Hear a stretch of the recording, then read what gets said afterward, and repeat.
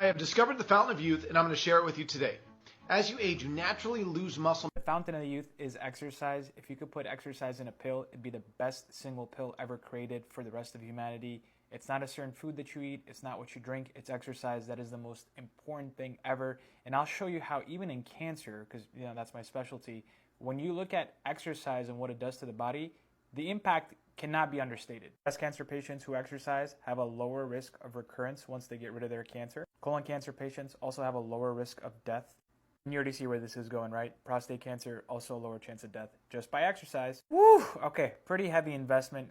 The cancer.gov website is saying something like 150 to 300 minutes of moderate, intense aerobic activity.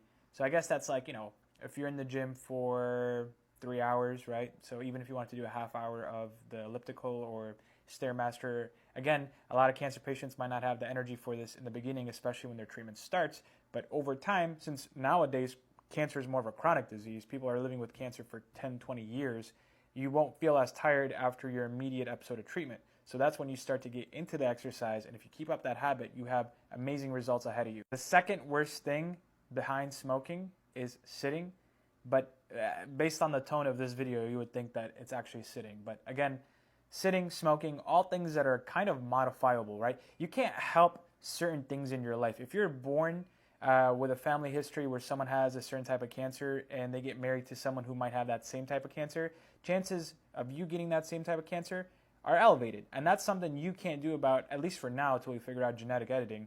That's not something that's your fault, right? But things that, you can control are, am I exercising? Because, the lack of exercise leads to different types of cancer. Am I eating right? Am I, reducing the stress in my life? So the controllable things in your life, you should try to control. Again, I hope I sound like a broken record, but exercise is definitely one of those things.